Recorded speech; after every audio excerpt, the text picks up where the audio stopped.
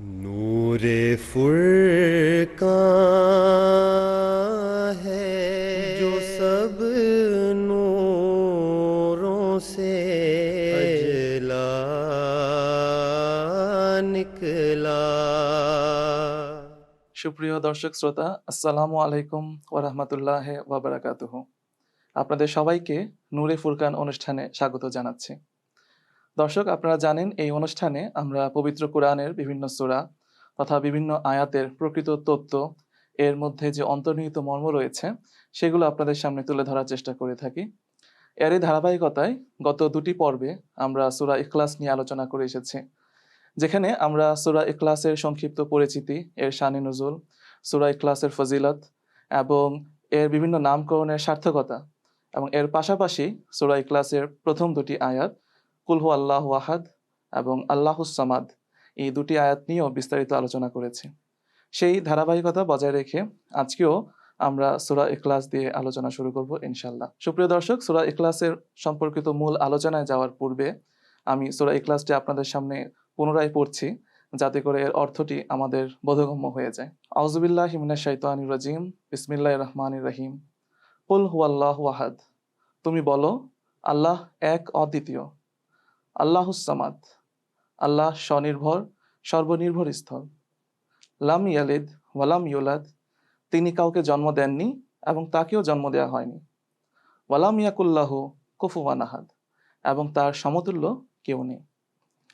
এই সূরার প্রথমে আল্লাহ তাআলা বলছেন আল্লাহু আহাদ, আল্লাহ তাআলা এক অদ্বিতীয়। আর এর প্রমাণস্বরূপ পরবর্তী আয়াতে আল্লাহ তাআলা বলছেন আল্লাহুস সামাদ, তার এক অদ্বিতীয় হওয়ার প্রমাণ হচ্ছে তিনি স্বনির্ভর, সর্বনির্ভর স্থল। তিনি কারো মুখাপেক্ষী নন, বরং সকলেই তার মুখাপেক্ষী। হযরত খলিফাতুল মসিহ আল রাবে রাহিমাহুল্লাহ তাআলা তিনি বলছেন যে এই যে আহাদ শব্দটি রয়েছে, এর মধ্যে দুটি বিষয় নিহিত রয়েছে।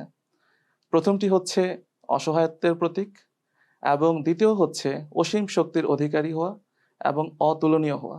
উদাহরণস্বরূপ হুজুর রাহিমাহুল্লাহ তাআলা বলছেন, যদি কোনো নিঃস্ব ব্যক্তিকে জিজ্ঞেস করা হয় যে তুমি কেমন আছো, তখন সে তার অসহায়ত্বের প্রকাশস্বরূপ এটিই বলে থাকে যে এই পৃথিবীতে আমি একা, আমার কেউ নেই, আমি বড় নিঃস্ব। অতএব এটি হচ্ছে তার অসহায়ত্বের প্রতীক, যেহেতু সে একা। কিন্তু এর আরেকটি দিক রয়েছে এবং সেটি হচ্ছে অসীম শক্তির অধিকারী হওয়া, অতুলনীয় হওয়া। পৃথিবীতে যা কিছু আছে কোনো কিছু তার সদৃশ না হওয়া। তিনি আছেন তো সব কিছু আছে, তিনি নেই তো কোনো কিছু নেই, যাকে ছাড়া কোনো কিছুই কল্পনা করা যেতে পারে না। তো এই উভয় দিকটি আহাদ শব্দের মধ্যে নিহিত রয়েছে। আর এর প্রমাণস্বরূপ আল্লাহ তাআলা বলছেন আল্লাহুস সামাদ, যে তিনি হচ্ছেন অমুখাপেক্ষী। হুজুর উদাহরণস্বরূপ বলছেন যে সামাদ সেই পাহাড়কে বলা হয়ে থাকে যেই পাহাড় সুউচ্চ হয়ে থাকে, সুদৃঢ় হয়ে থাকে। যত প্রকারের ঝড় বন্যা আসুক না কেন, যদি সমস্ত কিছু ধ্বংস হয়ে যায় এবং আশেপাশে সবকিছু প্লাবিতও হয়ে যায়, তবুও সেই পাহাড় তার নিজ স্থানে সুদৃঢ়ভাবে দাঁড়িয়ে থাকে। এবং যখন আশেপাশে সবকিছু ধ্বংস হয়ে যায় এবং মানুষের বাঁচার কোনো স্থান থাকে না, তখন মানুষ সেই সুউচ্চ পাহাড়ে গিয়ে আশ্রয় গ্রহণ করে। আর ঠিক আল্লাহ তাআলা হচ্ছে এরূপ। যখন মানুষের আশার আর কোনো আলো দেখতে পায় না, যখন সে তার বাঁচার আর কোনো পথ খুঁজে পায় না, তখন তার কাছে সে কেবল একটি আশ্রয়স্থল দৃষ্টিগোচর হয়, আর তিনি হচ্ছেন আল্লাহ তাআলা। অতএব আল্লাহ তাআলা এখানে প্রথমে বলছেন তিনি এক অদ্বিতীয়, আর পরবর্তীতে বলছেন তিনি হচ্ছেন অমুখাপেক্ষী। আমরা যদি আমাদের চারপাশে তাকাই, এমনকি আমরা যদি আমাদের এই বিশ্বজগৎ নিয়ে গবেষণা করি, তাহলে দেখতে পাবো যে এই পৃথিবীতে যা কিছু আছে কোনো কিছুই নিজ সত্তায় পরিপূর্ণ নয়, বরং প্রত্যেকটি সত্তা কোনো না কোনোভাবে একে অপরের প্রতি নির্ভরশীল, অর্থাৎ তারা মুখাপেক্ষী। আর এর বিপরীতে আল্লাহ তাআলা হচ্ছেন এমন এক সত্তা যিনি অমুখাপেক্ষী, যিনি স্বনির্ভর, যিনি সর্বনির্ভর স্থল, যিনি স্বাধীন, যিনি সর্বাধিপতি এবং যিনি সকলের ভরসা স্থল।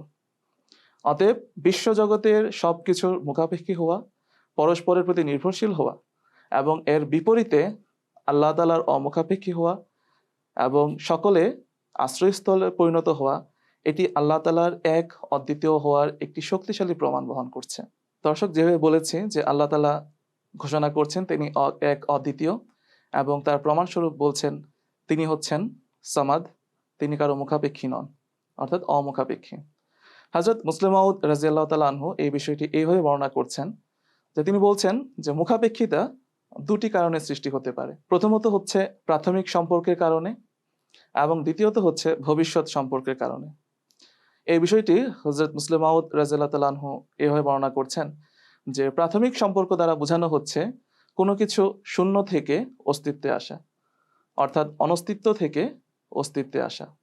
আর যখন কোনো সত্তা বা কোনো বস্তু অনস্তিত্ব থেকে অস্তিত্বে আসে, তখন স্বাভাবিকভাবেই এটি সে মুখাপেক্ষী হয়ে থাকে, সে প্রয়োজনের অধীন হয়ে থাকে, সে কারোর প্রতি নির্ভরশীল হয়ে থাকে।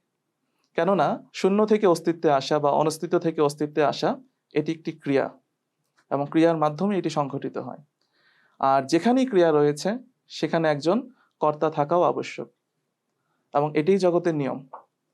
অতএব এই যে শূন্য থেকে অস্তিত্ব আসার যে একটি ক্রিয়া এবং এর পিছনে যে একজন কর্তা থাকা, এটি হচ্ছে মুখাপেক্ষিতা।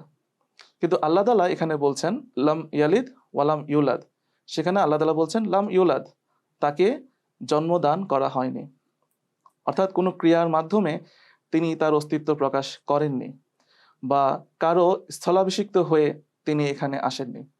অতএব আল্লাহ তাআলা লাম ইউলাদ বলে এই যে প্রাথমিক সম্পর্কের কারণে যে মুখাপেক্ষিতা সৃষ্টি হয় সেটিকে খণ্ডন করছেন। এখন বাকি রয়েছে ভবিষ্যৎ সম্পর্কের কারণে যে মুখাপেক্ষিতা সৃষ্টি হয়। বিশ্ব জগতে শুধু মানব জাতি নয়, বরং যত প্রাণী রয়েছে তারা সন্তান লাভের জন্য একে অপরের প্রতি নির্ভরশীল হয়ে থাকে। কিন্তু আল্লাহ তাআলা এখানে বলছেন লাম ইয়ালিদ, তিনি কাউকে জন্মদান করেননি, অর্থাৎ সন্তান লাভের জন্য বা তার উত্তরাধিকার হওয়ার জন্য বা তার স্থলাভিষিক্ত হওয়ার জন্য তিনি কারো উপর নির্ভরশীল নন। অতএব এই যে লাম ইয়ালিদ এবং ওয়ালাম ইউলাদ, এর মাধ্যমে আল্লাহ তাআলা এই দুটি সম্পর্ককেই খণ্ডন করেছেন, অর্থাৎ প্রাথমিক সম্পর্কের কারণেও তিনি কারো মুখাপেক্ষী নন, এবং ভবিষ্যৎ সম্পর্কের কারণেও তিনি কারোর প্রতি মুখাপেক্ষী নন। বরং এর মাধ্যমে আল্লাহ তাআলা তার আহাদিয়াত এবং তার সামাদিয়াত এই উভয় দিকটিকে প্রমাণ করেছেন। এবং পরবর্তী যে দুটি আয়াত, অর্থাৎ কুল হুয়াল্লাহু আহাদ এর পরবর্তী যে দুটি আয়াত আল্লাহুস সামাদ এবং লাম ইয়ালিদ ওয়ালাম ইউলাদ, এই দুটি আয়াত মিলে প্রথম আয়াত আল্লাহু আহাদের একটি শক্তিশালী প্রমাণ বহন করছে। আল্লাহ তাআলা সূরা ইখলাসে লাম ইয়ালিদ ওয়ালাম ইউলাদ বলে তার অমুখাপেক্ষী হওয়া সম্পর্কে একটি সন্দেহেরও নিরসন করে দিয়েছেন। আর সেটি হচ্ছে এমন যে কেউ এই কথা বলতে পারে যে ঠিক আছে, আমি মেনে নিলাম যে আল্লাহ তাআলা অমুখাপেক্ষী এবং সকলেই তার মুখাপেক্ষী, এবং এই বিশ্বজগতের কোনো কিছুই তার সাহায্য ব্যতীত সম্পাদিত হতে পারে না। কিন্তু এটিকে হতে পারে না যে একটি সময় আসবে যখন আল্লাহ তাআলার সমস্ত শক্তি নিঃশেষ হয়ে যাবে। তারা একথা বলতে পারে, যারা আপত্তি করার তারা একথা বলতে পারে যে আমরা পৃথিবীতে এমন বহু শক্তিধর সত্তা দেখতে পাই যাদের শক্তি একটি সময় গিয়ে নিঃশেষ হয়ে যায়। তাহলে আল্লাহ তাআলার ক্ষেত্রে এরূপ কেন ঘটবে না বা ঘটতে পারে কি? এর উত্তরে আল্লাহ তাআলা বলছেন লাম ইয়ালিদ ওয়ালাম ইউলাদ, তিনি কাউকে জন্ম দেননি এবং তাকেও জন্ম দেওয়া হয়নি। অর্থাৎ তারপর যদি কারো স্থলাভিষিক্ত হওয়ার বিষয় থাকতো বা তার শক্তি যদি শেষ হওয়ার বিষয় থাকতো, তাহলে তারপর তার নেই অন্য কোনো সত্তার আগমনের বিষয়টিও সামনে চলে আসতো। কিন্তু আল্লাহ তাআলা যেহেতু বলেছেন তিনি কাউকে জন্ম দেননি আর তাকেও জন্ম দেওয়া হয়নি, অতএব এটি তার এক অদ্বিতীয় হওয়ার প্রমাণ প্রদান করছে। তিনি জন্ম মৃত্যুর ঊর্ধ্বে, তিনি কারো স্থলাভিষিক্ত হয়েও আসেননি, এবং তিনি যেহেতু কাউকে জন্ম দেননি তাই তারপরে তার উত্তরাধিকার হওয়ারও সুযোগ নেই। অতএব যে সত্তা জন্ম মৃত্যুর ঊর্ধ্বে, যিনি কোনো প্রয়োজনের অধীনে নয়, যিনি কারো মুখাপেক্ষী নন বরং সকলেই তার মুখাপেক্ষী, তিনি হতে পারেন এক অবিনশ্বর সত্তা, আর তিনি হচ্ছেন আল্লাহ তাআলা। যেভাবে আল্লাহ তাআলা সূরা ইখলাসে ঘোষণা করেছেন তিনি হচ্ছেন এক অদ্বিতীয়। অতএব আল্লাহ তাআলা সূরা ইখলাসের প্রথম এই 3টি আয়াতে অত্যন্ত দ্ব্যর্থহীনভাবে তার এক অদ্বিতীয় হওয়ার প্রমাণ ক্রমান্বয়ে প্রদান করেছেন, এবং পাশাপাশি তিনি একথাও ঘোষণা করেছেন যে আল্লাহ তাআলাই হচ্ছেন একমাত্র সত্তা, যিনি সর্বগুণে গুণান্বিত, যিনি চিরস্থায়ী, যিনি চিরঞ্জীব এবং যিনি এই বিশ্বজগতের একচ্ছত্র অধিপতি, এবং তাকে ছাড়া এই বিশ্বজগতের কোনো কিছুই কল্পনা করা যেতে পারে না। হযরত খলিফাতুল মসিহ আল রাবে রাহিমাহুল্লাহ তাআলা তিনি সূরা ইখলাসের ব্যাখ্যা করতে গিয়ে বলেন যে আল্লাহ তাআলা সূরা ইখলাসের প্রথমে বলেছেন আল্লাহু আহাদ, যে তিনি হচ্ছেন এক, অদ্বিতীয়। আর পরবর্তীতে তিনি এসে বলছেন, আল্লাহ তাআলা বলছেন লাম ইয়ালিদ ওয়ালাম ইউলাদ, তিনি কাউকে জন্ম দেননি এবং তাকেও জন্ম দেওয়া হয়নি। হুজুর বলছেন এর অর্থ এটিই দাঁড়াচ্ছে যে আল্লাহ তাআলা তার মাধ্যমে, তার সত্তা থেকে তার ন্যায় অন্য কোনো সত্তা সৃষ্টি করেননি। অর্থাৎ আল্লাহ তাআলা তার অনুরূপ অন্য কোনো সত্তা সৃষ্টি করেননি। এটি হচ্ছে কুল হুয়াল্লাহু আহাদ থেকে শুরু করে লাম ইয়ালিদ ওয়ালাম ইউলাদের বিষয়, যে আল্লাহ তাআলা তার মাধ্যমে তার অনুরূপ অন্য কোনো সত্তা সৃষ্টি করেনি। আর এ দ্বারা এটি স্পষ্ট প্রতীয়মান হয় যে তৌহিদ সর্বদা সুপ্রতিষ্ঠিত থাকবে, আল্লাহ তাআলার একত্ববাদ সর্বদা এই বিশ্বজগতে সুপ্রতিষ্ঠিত থাকবে। হুজুর রাহিমাহুল্লাহ তাআলা তিনি বলছেন যে মাখলুকের জন্য, অর্থাৎ সৃষ্ট জীবের জন্য বা সৃষ্টির জন্য খালেক বা সৃষ্টিকর্তার সমস্ত গুণ পরিপূর্ণরূপে নিজের মধ্যে ধারণ করা আবশ্যক নয়, এবং এটি সম্ভবও নয়। সৃষ্টির মধ্যে শুধুমাত্র স্রষ্টার ছাপ পাওয়া যাওয়াই যথেষ্ট। উদাহরণস্বরূপ হুজুর রাহিমাহুল্লাহ তাআলা বলছেন যে একজন আর্টিস্ট বা একজন চিত্রকর চিত্র অঙ্কন করে থাকেন, এবং বাহ্যত তার চিত্রের মধ্যে চোখ থাকে, মুখ থাকে, কান থাকে, কিন্তু তা সত্ত্বেও সে চিত্র না কথা বলতে পারে, না শুনতে পারে, না দেখতে পারে। কিন্তু এটি সত্য যে ব্যক্তি সে চিত্রটি অঙ্কন করেছে সে কথাও বলতে পারে, সে কানেও শোনে এবং সে চোখেও দেখে, কিন্তু তার যে চিত্র সেটি কিন্তু তা করতে পারছে না। কিন্তু এটি সত্য যে এই চিত্রটি কেউ অঙ্কন করেছে। তদ্রূপ আমরা যদি এই বিশ্বজগৎ নিয়ে গবেষণা করি, আমরা যদি এই বিশ্বজগতে যা কিছু আছে সবকিছু পর্যালোচনা করি, তাহলে আমরা দেখতে পাবো যে এর পিছনেও একজন সৃষ্টিকর্তা আছেন, যার মাধ্যমে, যার পরিকল্পনার অধীনে এই সব কিছু পরিচালিত হচ্ছে। এটি নিয়ে গবেষণা করার মাধ্যমে একজন বুদ্ধিমান, বিবেক সম্পন্ন মানুষের কাছে স্পষ্ট হয়ে যাবে যে এই পৃথিবীর বা এই বিশ্বজগতের একজন সৃষ্টিকর্তা আছেন, আর তিনি হচ্ছেন এক অদ্বিতীয় খোদা। কিন্তু যখনই জন্মদানের বিষয়টি আমাদের সামনে আসবে, তখন এই বিষয়টিও স্বাভাবিকভাবে আমাদের সামনে চলে আসবে যে তার নেই আরেকটি সত্তার আবির্ভাব ঘটা। অর্থাৎ যখন কেউ জন্মদান করে তখন স্বাভাবিকভাবেই তার নেই আরেকটি সত্তার আবির্ভাব ঘটে। আমরা যদি আমাদের চারপাশে দৃষ্টি দেই তাহলে দেখতে পাবো যে মানুষের মাধ্যমে মানুষের জন্ম হচ্ছে, এবং অন্যান্য যে সমস্ত প্রাণী জগতের প্রাণী রয়েছে তাদের মাধ্যমে তাদের প্রজাতির প্রাণী জন্মাচ্ছে, অন্য কোনো প্রাণী কিন্তু জন্মাচ্ছে না। অতএব এটি হচ্ছে সৃষ্টি এবং জন্মদানের মধ্যে পার্থক্য। যখন জন্মদানের বিষয়টি আসবে তখন স্বাভাবিকভাবেই তার ন্যায় আরেকটি সত্তার আবির্ভাবের বিষয়টিও সাথে সাথে সামনে চলে আসবে। আর এই বিষয়টিকে আল্লাহ তাআলা এখানে খণ্ডন করছেন যে লাম ইয়ালিদ ওয়ালাম ইউলাদ, তিনি কাউকে জন্ম দেননি এবং তাকেও জন্ম দেওয়া হয়নি। অর্থাৎ না তার পূর্বে তার ন্যায় কোনো সত্তা ছিল যার মাধ্যমে আল্লাহ তাআলার অস্তিত্বের বিকাশ ঘটেছে, আর না তারপরে এমন কোনো সত্তা আসবে যে তার স্থলাভিষিক্ত হয়ে আসবে।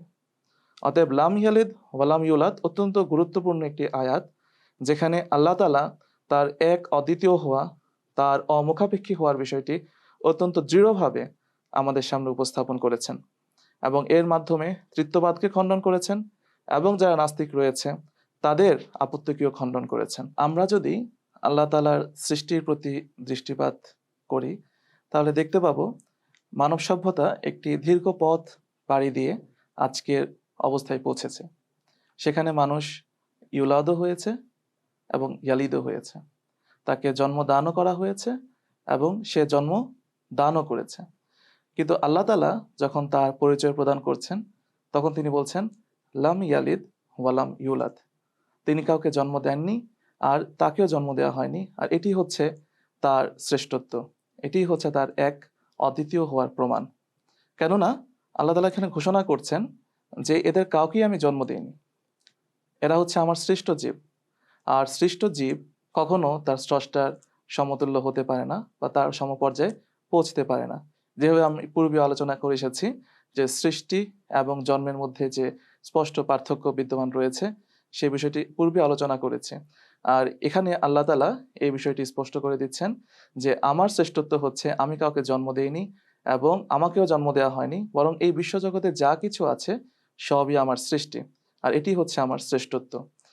এরপর আল্লাহ তাআলা এখানে বলছেন, হযরত খলিফাতুল মসিহ আল রাবি রাহিমাহুল্লাহ তাআলা তিনি এই আয়াতের ব্যাখ্যা করতে গিয়ে বলছেন যে যখন একটি সন্তান জন্মগ্রহণ করে তখন সে তার পিতার বৈশিষ্ট্য নিজের মধ্যে ধারণ করে এবং তার মাতার বৈশিষ্ট্য নিজের মধ্যে ধারণ করে থাকে। তাই যখন সে জন্মগ্রহণ করে সে উভয়ের বৈশিষ্ট্য নিয়ে উভয়ের গুণ নিয়ে সে জন্মগ্রহণ করে থাকে। কিন্তু আল্লাহ তাআলা বলছেন লাম ইয়ালিদ ওয়া লাম ইউলাদ, আমি কাউকে জন্ম দেইনি এবং আমাকেও জন্ম দেওয়া হয়নি। আর এটি ছাড়া তৌহিদের কথা কল্পনাও করা যেতে পারে না, একত্ববাদের কথা কল্পনাও করা যেতে পারে না।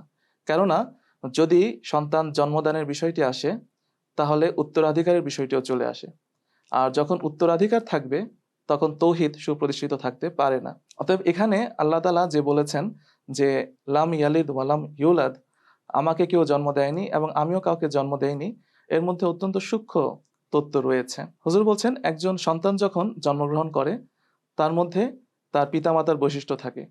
এখন সেই সন্তান যদি চায় তাহলে উন্নতি করতে করতে তার পিতাকে ছাড়িয়ে অনেক উচ্চ পর্যায়ে চলে যেতে পারে, আবার ঘটনাক্রমে সেই সন্তান অনেক নিম্ন পর্যায়ে চলে যেতে পারে। কেননা প্রাথমিক অবস্থায় যে সমস্ত গুণাবলী রয়েছে সেগুলো মিশ্রিত অবস্থায় থাকে এবং সন্তান সেই গুণাবলীকে যেভাবে কাজে লাগাবে সে সেভাবে উন্নতি লাভ করবে। এটি হচ্ছে জন্মদানের সাথে সম্পৃক্ত একটি বিষয়। কিন্তু আল্লাহ তাআলা এই সমস্ত কিছুকে খণ্ডন করে দিচ্ছেন এক লাম ইয়ালিদ ওয়ালাম ইউলাদের ন্যায় ছোট একটি আয়াতের মাধ্যমে, যেখানে যার মাধ্যমে তৌহিদ সুপ্রতিষ্ঠিত হচ্ছে এবং বহু ঈশ্বরত্বের বিশ্বাস, তৃত্ববাদের বিশ্বাস, নাস্তিকতার বিশ্বাস সবকিছুকে আল্লাহ তাআলা এই ছোট একটি আয়াতের মাধ্যমে খণ্ডন করে দিচ্ছেন। আর এই ছোট একটি আয়াতের মাধ্যমে আল্লাহ তাআলা ক্ষণস্থায়ী জীবন এবং চিরস্থায়ী জীবনের যে সূক্ষ্ম তত্ত্ব রয়েছে সেটিও আমাদের সামনে উপস্থাপন করেছেন। এবং সকল প্রসিদ্ধ দার্শনিক এ বিষয়ে একমত যে জন্মদানের বিষয়টি মানুষের ক্ষণস্থায়ী জীবনের প্রতি ইঙ্গিত বহন করে। আর আল্লাহ তাআলা বলছেন আমি জন্ম মৃত্যুর ঊর্ধ্বে, আমাকেও জন্ম দেওয়া হয়নি এবং আমিও কাউকে জন্ম দেইনি। এ কথা বলার পর আল্লাহ তাআলা পরবর্তী আয়াতে বলছেন ওয়ালাম ইয়াকুল্লাহু কুফুয়ান আহাদ, এবং তার সমতুল্য কেউ নেই। অর্থাৎ লাম ইয়ালিদ ওয়ালাম ইউলাদে যে বলা হচ্ছে যে আমি কাউকে জন্ম দেইনি, আমাকেও কেউ জন্ম দেয়নি এবং এর মাধ্যমে আমার স্থলাভিষিক্ত হওয়ারও কোনো সুযোগ নেই, তার প্রমাণস্বরূপ আল্লাহ তাআলা পরবর্তী আয়াতে বলে দিচ্ছেন ওয়ালাম ইয়াকুল্লাহু কুফুয়ান আহাদ, আমার সমতুল্য এই বিশ্বজগতে কেউ নেই। আরবি অভিধানে কুফুয়ান শব্দের অর্থ এভাবে করা হয়েছে আল কুফু আল মুমাসিলু, অর্থাৎ কুফু শব্দের অর্থ হচ্ছে সদৃশ ও সমতুল্য, কারো সমান হওয়া, কারো সদৃশ হওয়া। আর মুফরাদাত ইমাম রাগেবে এটি বলা হয়েছে যে কুফু সেই সত্তাকে বলা হয়ে থাকে যে পদমর্যাদার দিক দিয়ে অন্য কারো সমতুল্য হয়ে থাকে, অন্য কারো সদৃশ হয়ে থাকে। আর এই আয়াতে আল্লাহ তাআলা অত্যন্ত দ্ব্যর্থহীনভাবে এই আপত্তিকে বা এই বিষয়টিকে খণ্ডন করছেন যে আমার সমতুল্য এই বিশ্বজগতে কেউ নেই। ওয়ালাম ইয়াকুল্লাহু কুফুয়ান আহাদ, সেটি পদমর্যাদার দিক দিয়ে হোক, সেটি গুণের দিক দিয়ে হোক, সেটি অন্য কোনো বৈশিষ্ট্যের দিক দিয়ে হোক, এই বিশ্বজগতে যা কিছু আছে সবই আমার অধীনস্থ, সবই আমার সৃষ্ট এবং আমার সমতুল্য হওয়ার সাধ্য কারো নেই। আর এর প্রমাণস্বরূপ আল্লাহ তাআলা সূরা আল আম্বিয়ার 23 নং আয়াতে বলছেন আউযু বিল্লাহি মিনাশ শাইতানির রাজিম লাউ কানা ফিহিমা আলিহাতুন ইল্লাল্লাহ লাফাসাদাতা, যদি এই আকাশ ও পৃথিবী এই দুয়ের মাঝে আল্লাহ ভিন্ন অন্য কোনো মাবুদ বা উপাস্য থাকতো তাহলে তাতে বিশৃঙ্খলা ছেয়ে যেত। হযরত মুসলিম মাউদ রাদিয়াল্লাহু তাআলা আনহু বলছেন যে এই আয়াতে যে লা ফাসাদাতা শব্দটি ব্যবহৃত হয়েছে এর দুটি অর্থ রয়েছে। প্রথম অর্থ হচ্ছে যদি দুজন সদৃশ খোদা এই জগতে বিদ্যমান থাকতো তাহলে একজন খোদা নিরর্থক বসে থাকতেন, কেননা একজনের দ্বারাই সমস্ত বিশ্বজগৎ পরিচালিত হচ্ছে। সেখানে দ্বিতীয় কোনো খোদার কোনোরূপ প্রয়োজন ছিল না। আর যদি কোনো দ্বিতীয় খোদা থেকে থাকতো তাহলে তিনি বেকার বসে থাকতেন। আর লা ফাসাদাতা দ্বারা এটাই বোঝানো হচ্ছে যে আকাশ ও পৃথিবীর সৃজন বৃথা সাব্যস্ত হতো।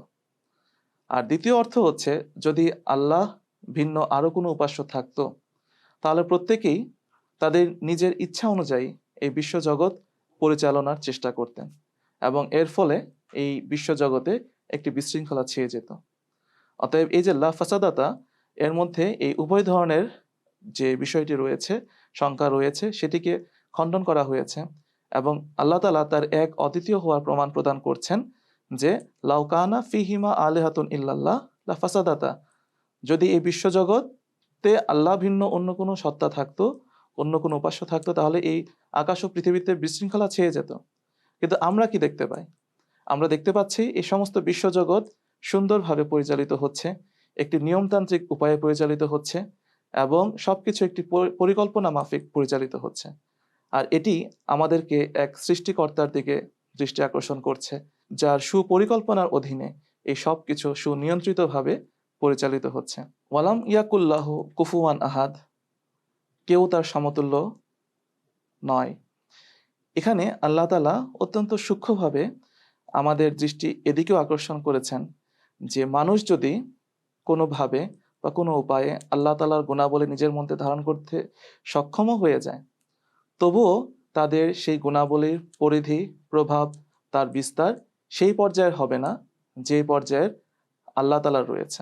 উদাহরণস্বরূপ বলা হচ্ছে যে মানুষ চোখ দিয়ে দেখে, কান দিয়ে শোনে এবং মুখ দিয়ে কথা বলে এবং সে তার বিবেক বুদ্ধি খাটায় বিভিন্ন ক্ষেত্রে। এবং মানুষ ছাড়া অন্যান্য প্রাণীদের ক্ষেত্রেও আমরা দেখতে পাই তাদের চোখ আছে, তাদের মুখও আছে, তাদের কানও আছে, তাদের বুদ্ধিও আছে।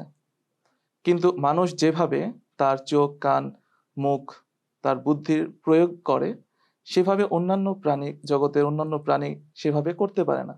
এবং এর মাধ্যমে অন্যান্য প্রাণীর সাথে মানুষের স্পষ্ট পার্থক্য প্রতীয়মান হয় এবং মানুষের শ্রেষ্ঠত্ব অন্যান্য প্রাণীকুলের উপর প্রতিষ্ঠিত হয়। একইভাবে মানুষ যেমন কথা বলে, আল্লাহ তাআলাও কথা বলেন। মানুষ যেমন শোনে, আল্লাহ তাআলাও শোনেন। মানুষ যেমন দেখে, আল্লাহ তাআলাও দেখেন। কিন্তু মানুষের এবং আল্লাহ তাআলার দেখা, শোনা, কথা বলার মাঝে অনেক বড় পার্থক্য বিদ্যমান।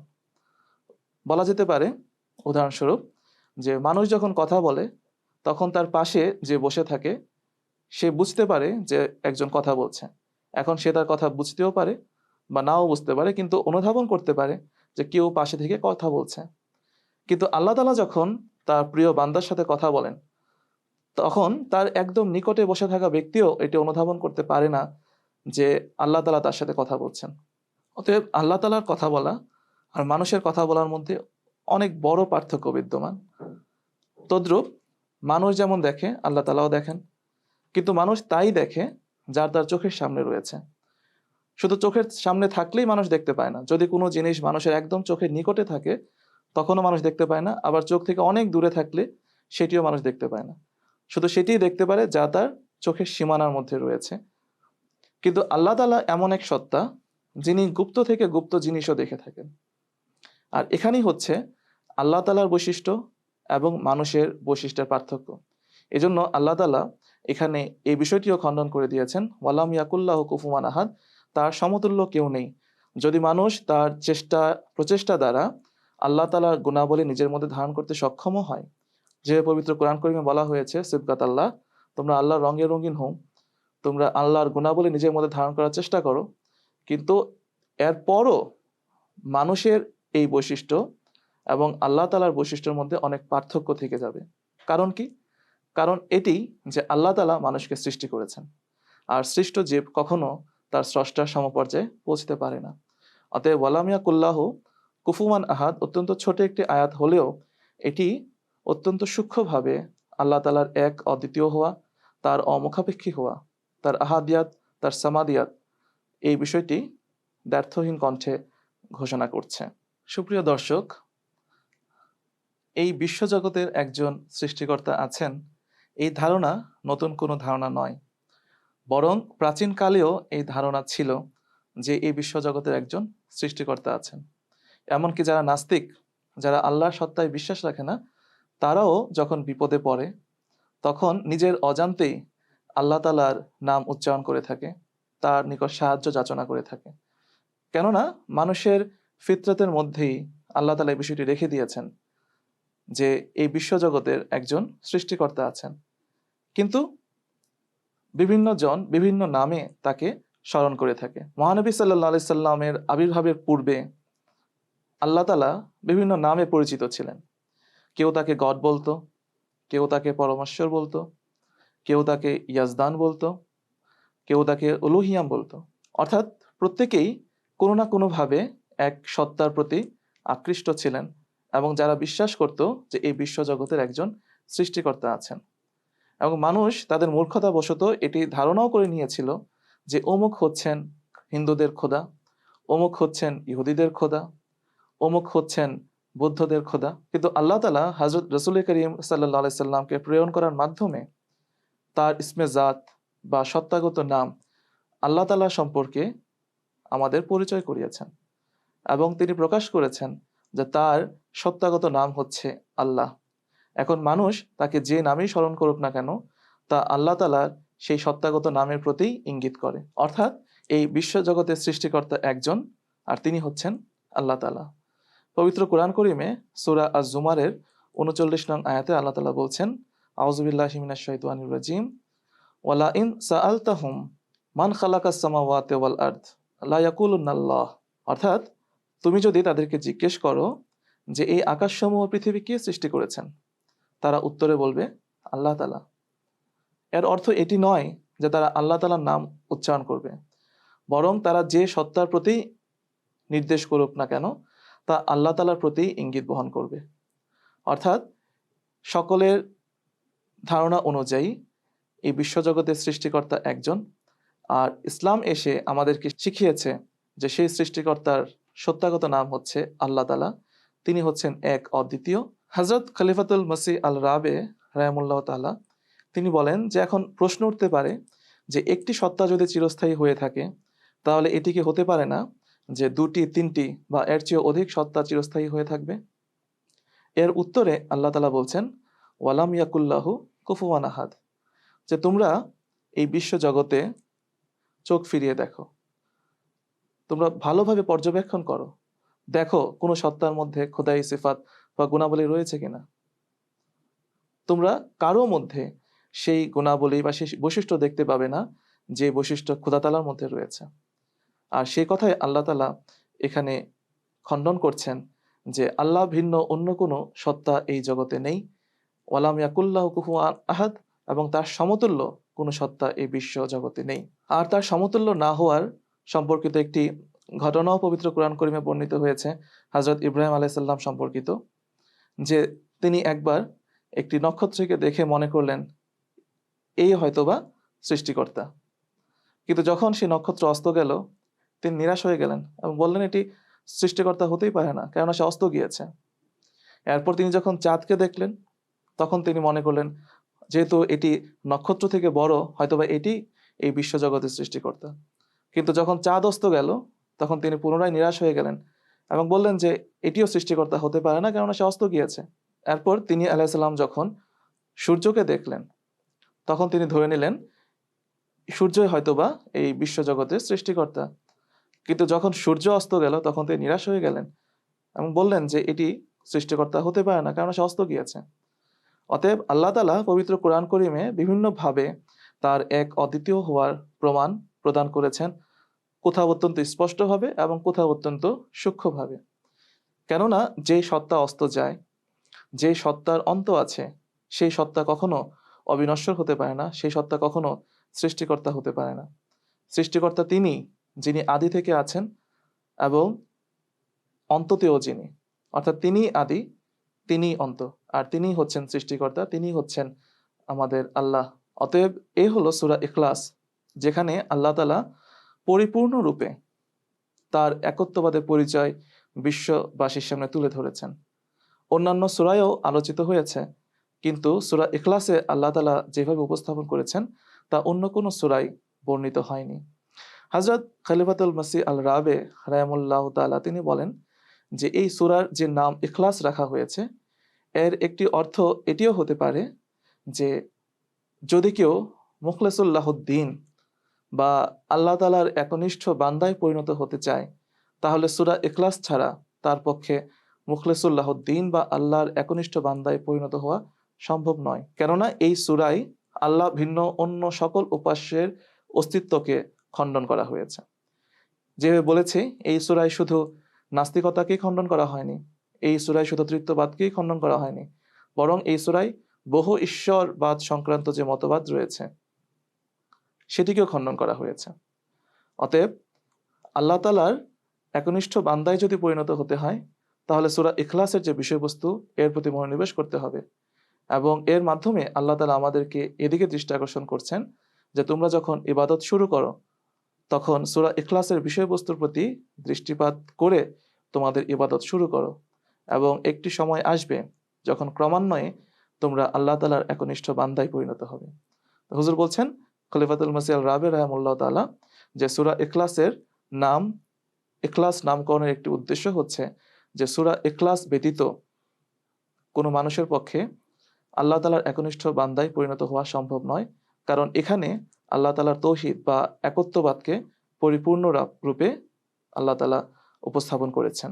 সুপ্রিয় দর্শক, যেভাবে পূর্বেও বলেছি আল্লাহ তাআলা এই সূরা অর্থাৎ সূরা ইখলাসকে শেষ যুগের ভয়াবহ ফিতনা, নাস্তিকতা ও তৃতীয়বাদকে নিশ্চিহ্ন করতে, আল্লাহ তাআলার অস্তিত্ব তথা তার এক অদ্বিতীয় হওয়া প্রমাণ করতে এবং সমগ্র মানব জাতিকে এক বিন্দুতে একীভূত করার জন্য নাজিল করেছেন।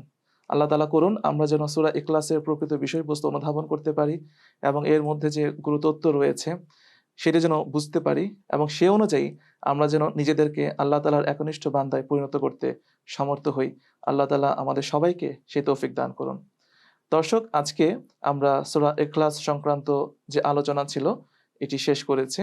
ইনশাআল্লাহ আগামী পর্বে আমরা সূরা ফালাক দিয়ে আমাদের আলোচনা শুরু করব। সে পর্যন্ত সবাই ভালো থাকবেন, সুস্থ থাকবেন এবং আগামী পর্ব দেখার আমন্ত্রণ জানিয়ে আজকের মতো এখানেই বিদায় নিচ্ছি। আসসালামু আলাইকুম ওয়া রাহমাতুল্লাহি ওয়া বারাকাতুহু। नूरे फुरकान है जो सब